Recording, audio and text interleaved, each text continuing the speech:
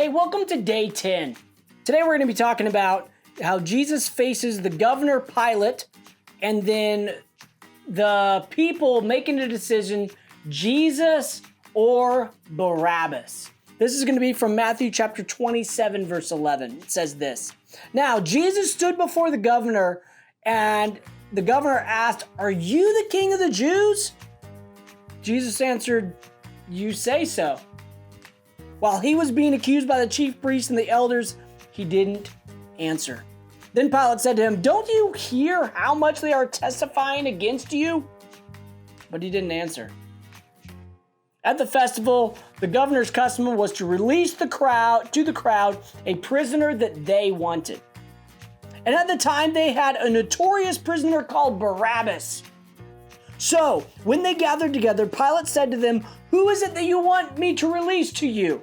Barabbas or Jesus, who is called the Christ?" So, the people were discussing who they wanted, and the chief priests persuaded the crowds and asked for Barabbas and to execute Jesus.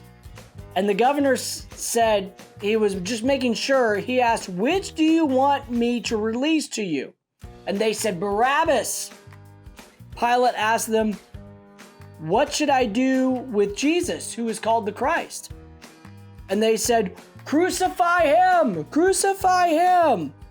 So when Pilate saw that he was getting nowhere and a riot was starting, he took some water, washed his hands, and said in front of the crowd, "I am innocent of this man's blood. See to it yourselves." So all the people answered, "His blood be on us and on our children." Then he released Barabbas to them, and after having Jesus flogged, handed him over to be crucified. So Pilate asked the question to choose between Jesus and the criminal Barabbas to be set free. The people in the crowd chose Barabbas, leaving Jesus alone to face the punishment of the cross. Have you ever felt alone? Maybe there was a time when you were scared because of what was happening. Maybe it was a thunderstorm. Maybe it was a situation in your home. What can you do when you see other people being left out or feeling alone? Maybe you could talk to them. Go up and say, "Hey, are you doing okay?" If you were in the crowd that day, what would you have done? If the people were shouting for Barabbas and you believe that Jesus should be the one that should be released, what would you do? Hey, you know what?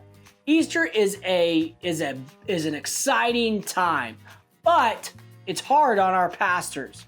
And so I would encourage you to pray for our pastor. Pray for our pastoral team. Pray for our elders, for our staff.